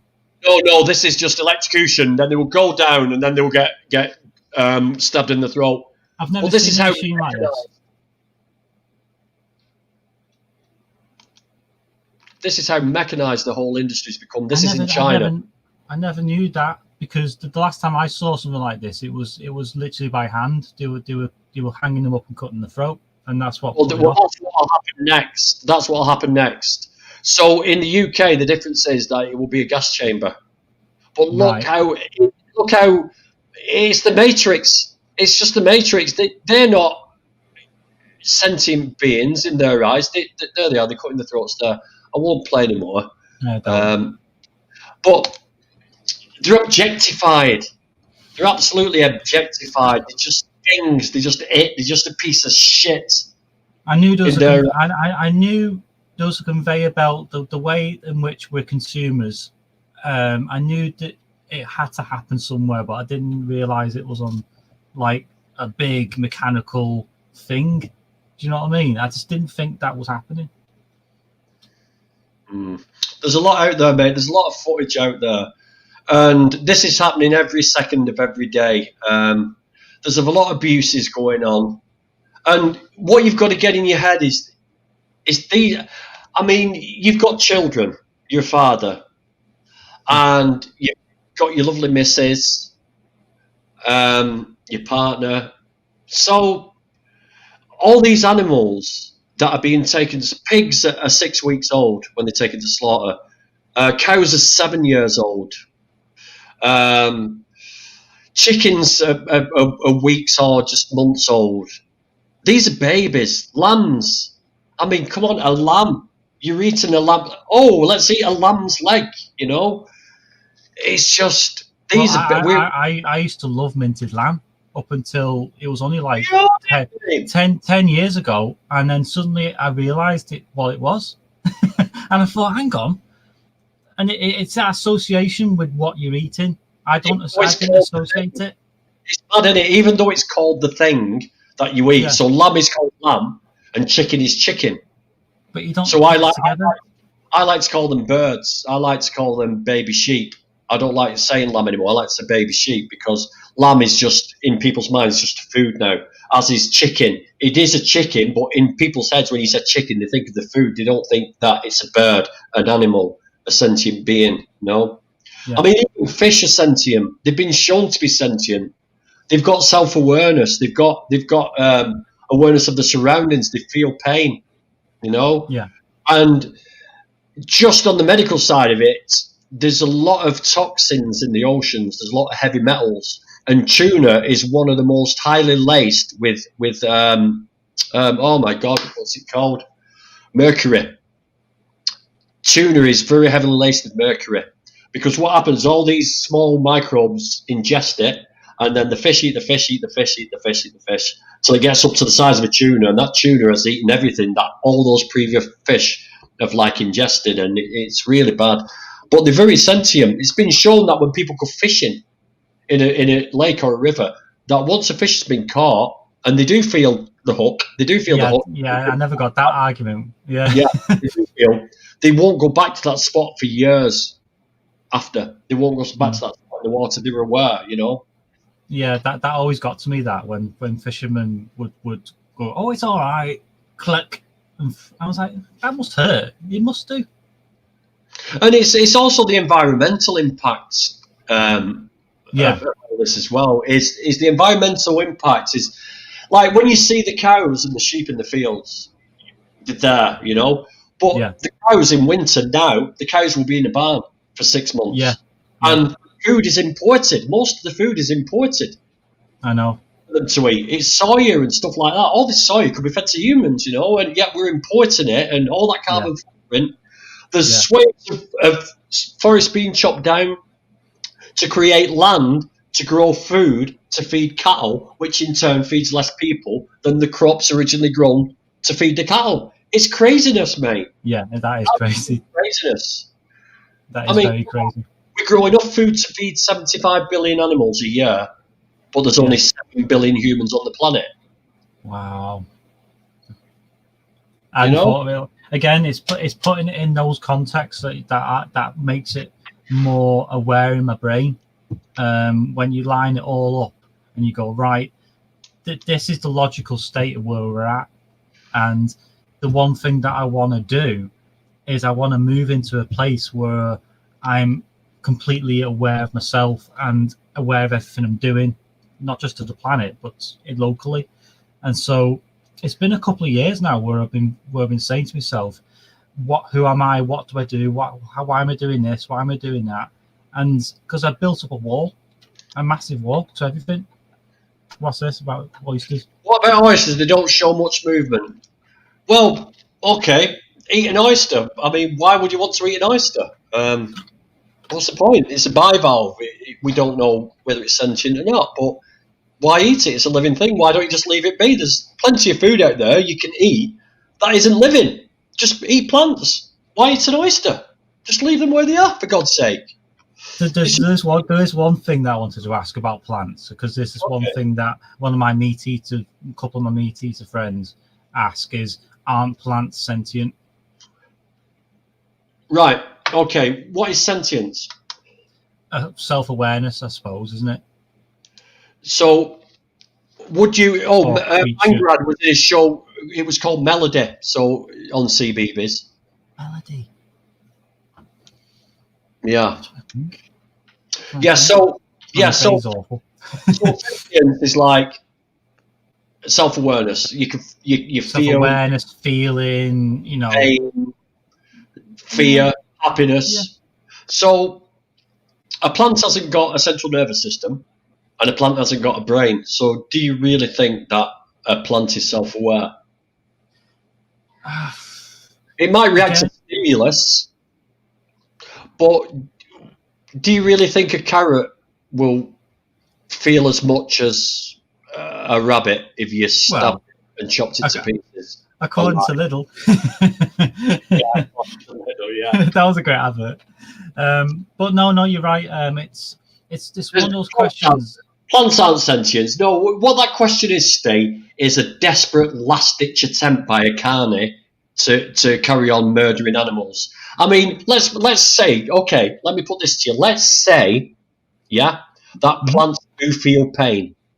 Okay, let's put that on the table. Plants do feel pain, correct?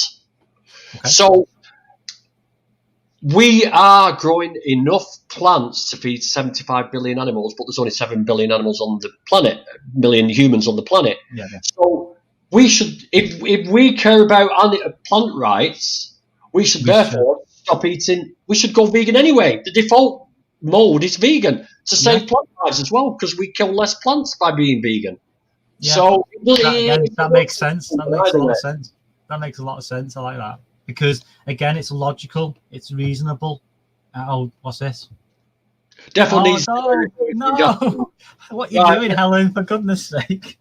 Let's find some gas chamber footage. I'll have you, Ellen.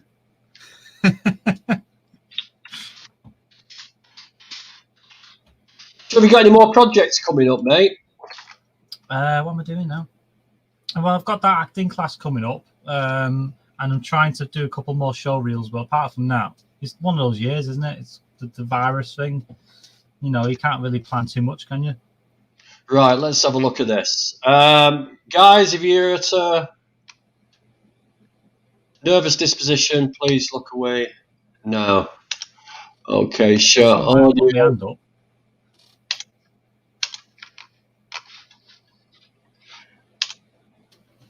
Oh, that's the wrong one. It's this one. Right, hang on a minute. 1 second. Get off you. Can you see that virtue? Yeah. Okay. Yeah. So this is the gas chamber. See, I've not seen it. So they're being lowered down into the gas now, and it's like a big carousel. And you can hear them screaming for their lives. They want to get out. They want to escape. They know what's going on. They can hear each other. They can smell the fear in each other. And this is RSPCA approved, by the way. And this is us. This is UK, isn't it? This is standard. This isn't UK gas chamber, but this is standard practice in the UK. They use exactly the same machines. So now the gas is hitting them. They can't breathe. They're suffocating. They're thrashing around.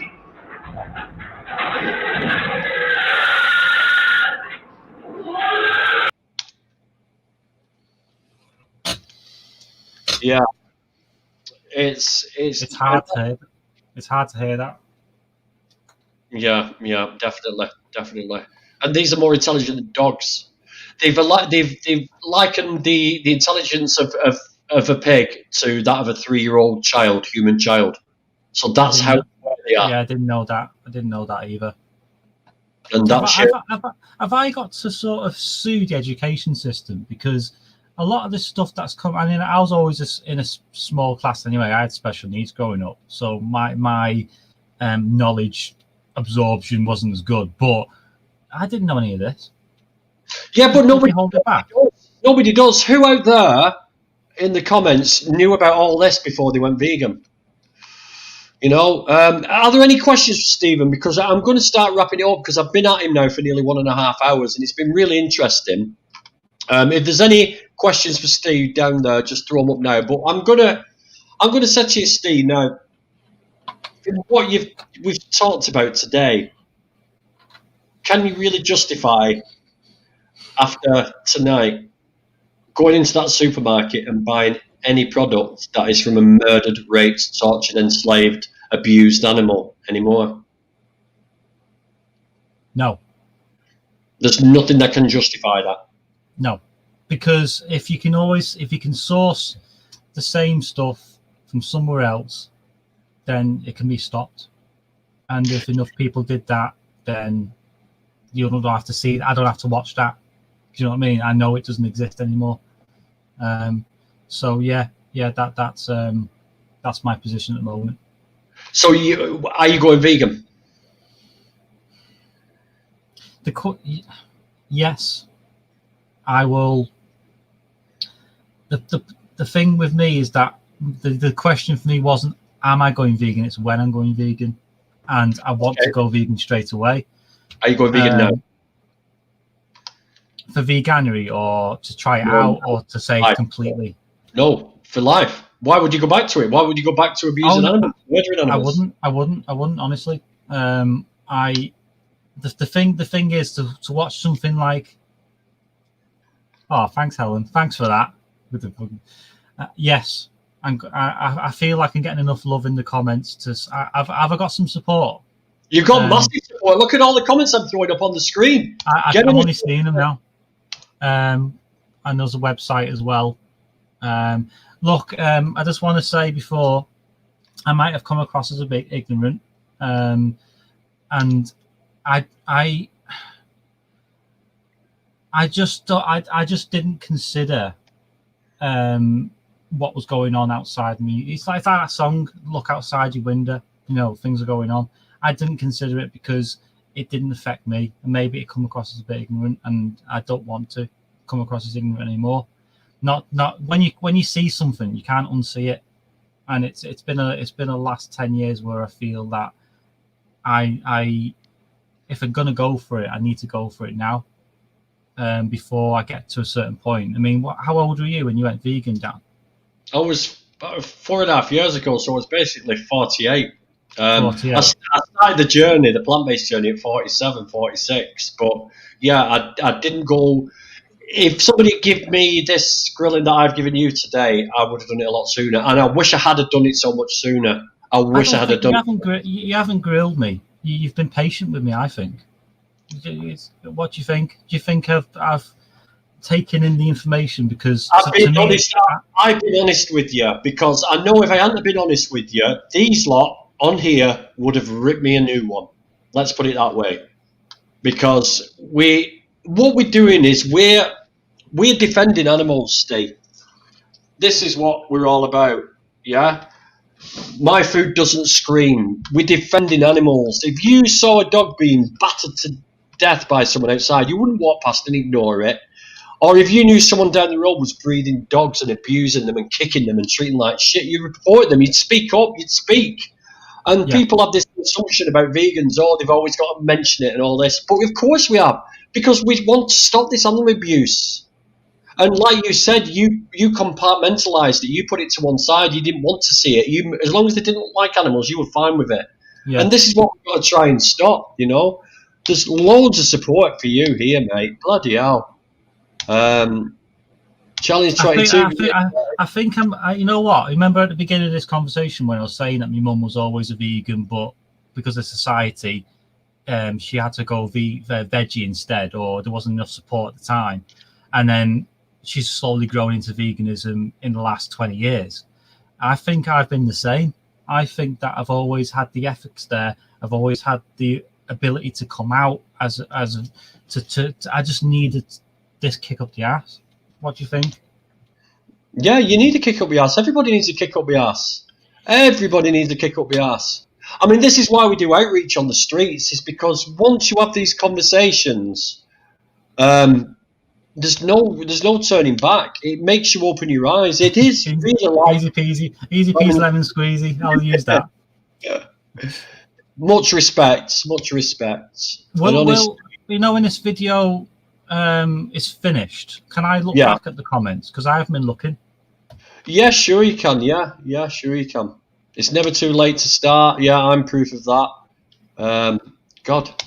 Do you think Do you think it's like if you don't start, the younger the better? So if we can get the education system to sort of promote this in a more positive light and keep going, and then by the generation, about 50 years' time, majority will be vegan. Is that what we're aiming for? Well, definitely. We're trying to. We've got something going into schools now. We're trying to make sure that schools can cater for vegan children. Because it's a protected philosophical view now.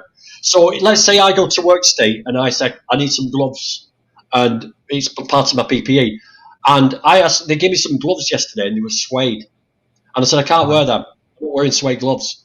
And they give me some rubber ones. If they hadn't given me some rubber ones and said, no, you're not working here, go home, I could have sued them, because it's now classed as a philosophical viewpoint, just as religion. So schools have to come on board with it as well now, because you can't have. I mean, can you imagine some kids at school picking on some kid because he was Asian or black? Kids are protected. There'd be uproar, wouldn't there? If they went around calling them this and that, right? There'd be uproar. Well, when vegan kids are being bullied, nobody bothers. But now it's got the same sort of standing as that philosophy as religion. So now the schools have got to keep up. Same with milk at junior schools and all this stuff.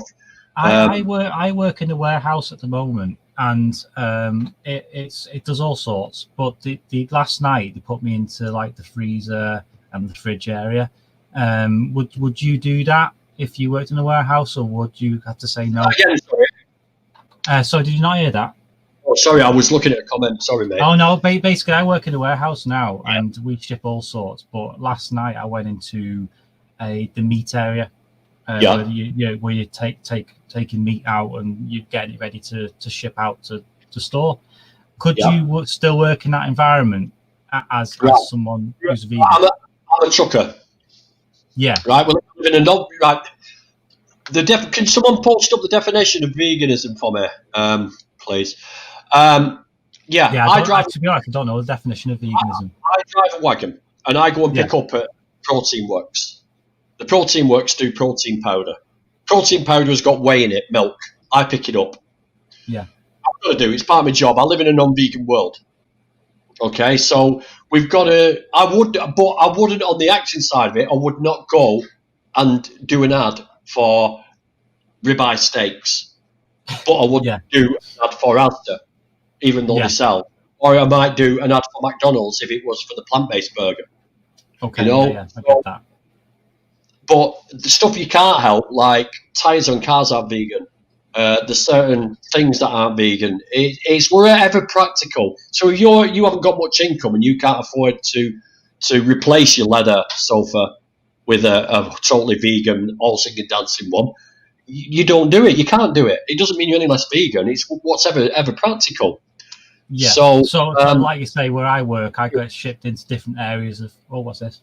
Oh. Right, this is it. So veganism is a philosophy and a way of living which seeks to exclude, as far as is possible and practicable, all forms of exploitation of and cruelty to animals for food, clothing, or any other purpose.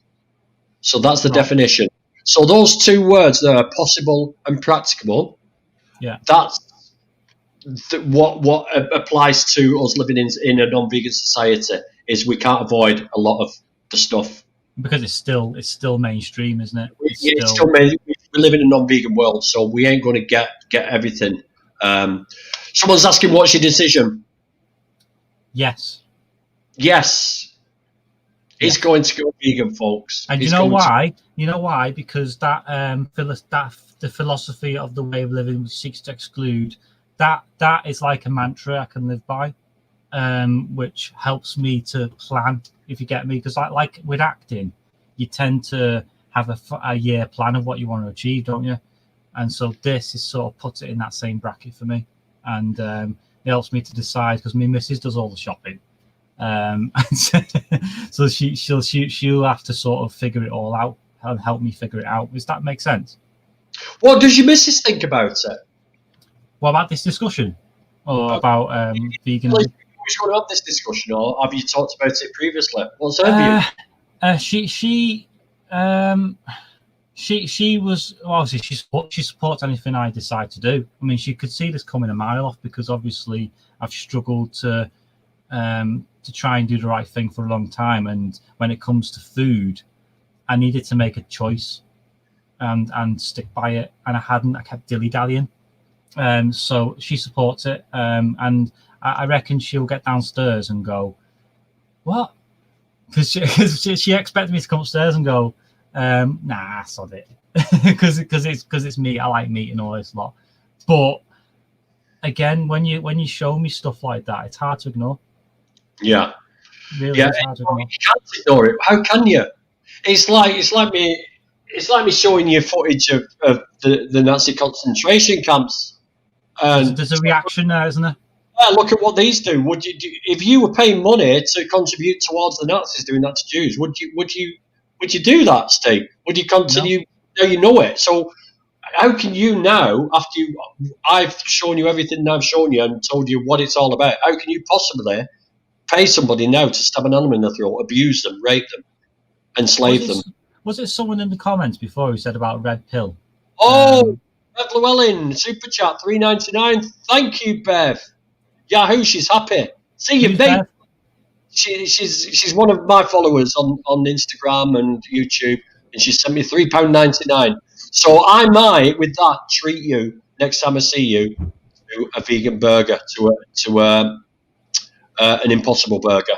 I think I might do. Can I just ask though, because I'm gonna need a lot of advice on this, because I know my mum's vegan, but I need someone who can live and breathe this process with me.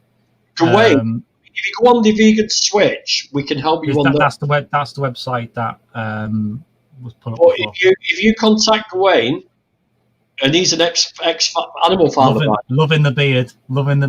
I wish I could grow that. There was a bit of romance going on here. If you find Gawain Ball on Facebook, he says he'll help you. He's going to help you, because he lives on a beach in a hut. Oh, shut up. Yeah, he does. Basketball. Oh, he's gone. Where's he gone? Yeah, there you are. I was just about to type it in. It went off. Gawain what? Gawain Ball. Bowell. Yeah. Bowell. Has he got a football thing on? No, I don't think it is. Is that him? Oh, you can't see it, can you? He's holding. Oh no, he's holding like an egg. Oh, it says "Taste the future, go vegan" on his top. There you go. There you go. Now you know it's him. You know. Yeah, because he's got like I can't see it because of the light, but he's got like this big, looks like an egg. He's got the last post he did. Oh, sorry, I'm rambling now. Have a look at the vegan switch as well.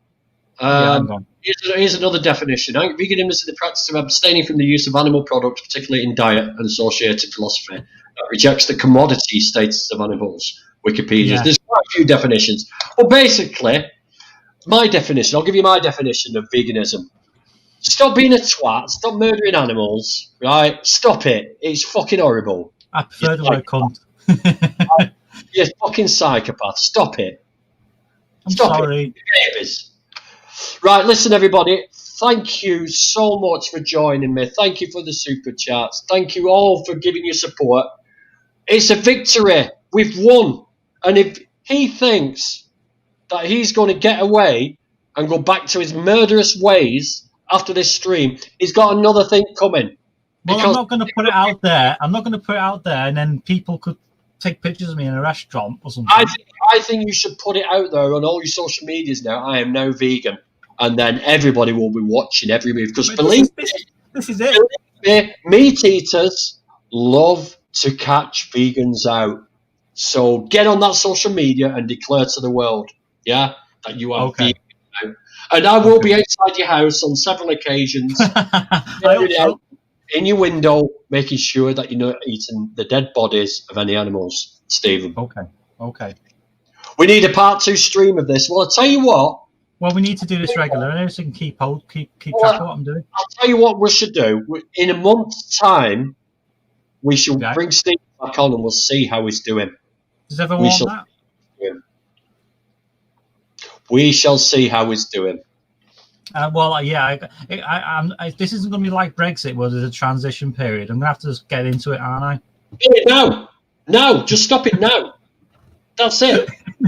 That's what I mean. Because the food I've got downstairs, I need to buy more because I didn't expect it. I don't want your wife to go vegan with you. I want you to get in contact with UK vegan family. I don't even not met my wife, but trying to tell her to do anything, trying to force her to. She's got her own brain. By example, I'm not saying none of my family are vegan. It's not an easy thing to do, but try. Your goal is to just do you now, Stephen. Walk away from this now and do it for me and for everybody who's throwing out the support there now for you. And let's see what happens in a month's time. Let's see how you feel. Oh, thanks everyone. Yeah, I'm just reading stuff now. I've filled in the comments. So what I'm going to say is, mate, try and watch Dominion. Did you watch the Game Changers? I don't remember it. No, I don't remember. It's about sportsmen. It's about sportsmen in the sports industry. It's a plant-based film, but it's amazing. In fact, it would be such good viewing tonight for you to watch that because I know I'm up till midnight anyway. So I'll instead of watching other things, I'll do that. It is on. Hang on, let me see if I can get it for you. It is on Snide on YouTube. There we go. Go to the comments. Someone said cowspiracy. I don't know what that means. Yeah, you need to see the ethical ones, but as a bit of a relief from what we're showing you, have a look at that. Yeah, the Game Changers full movie documentary, 2009. Oh, right, okay, so have a look at that because that will blow your mind on the food side of it. And then watch Dominion. Watch Land of Hope and Glory, Cowspiracy, all those. They're very hard watching, but if you watch those, you will get it. You will get it even more than you've got it now. Yeah, well, that's the struggle I have. Isn't with the ethical side to it. My side is making that leap and sticking to it because I know. I struggle. This is what I'm trying to say to you is that if you let me just share screen. If you watch this, that's a pig being masturbated, by the way. But if you watch Dominion 2018 full documentary, official, right? No matter how hungry you are, how weak you feel, you will not go back to eating meat, dairy or eggs after watching that because it explains every part of the industry and the abuse that goes on. I haven't watched it all the way through yet. I've failed every time I've tried watching it, but please try and watch it. The truth is important to see. It's definitely important to see. Make sure you send me these links because there's another $5 come through for you, by the way. Hey, what? Helen Harley. Oh yes, thank you, Helen. Thank you so much. That's appreciated. I have got no excuse not to get him an Impossible Burger now. I do love a good burger. That's the other thing, you see. So if Roger, I know it's controversial ideas, but Stephen could try reading something like Defending Animal Rights by Tom Regan, the originator of a abolitionist animal rights theory. So if you're into your deep reading, mate, I am definitely. I've been reading a lot about my own psychology and what was I reading the other day? I do a lot of spiritual reading as well.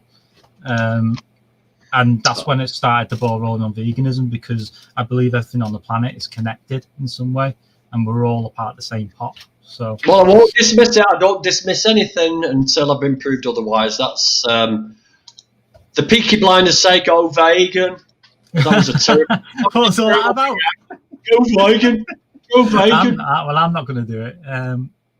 What's that? Oh, Gary Roski's speech as well. Don't forget Gary's speech. I will send you links to all these, mate. You have to send me links because it will go. Hopefully, the tips will help with his confidence in making the leap. This is the thing. It's about confidence. I don't have any faith in myself, and I worry about if I can do it or not. And I know you're supporting me all. I know I've got a big group of people surrounding me now. So that should push me forward. Definitely, mate. Definitely. Right, I'm going to call it there. Thank you again, Stephen, for joining me and for being brave enough to face the wrath of a big vegan community and hearing the truth. It was very brave of you to come on and talk with me. Stephen, well done and respect. Thank you. Will Tuttle's book, World Peace Diet, will be up your street. Beyond Burgers are amazing. Gary is a must say. So, yeah, thanks for coming on. Thanks for the super chats. Thanks for joining me, people. This was a productive conversation. We have got one more to the ranks. Let's do this. Let's do this again. My mum would be very happy. Actually, a shout out to my mum. Shout out to Stephen. What's she called, by the way? Carol Holleran.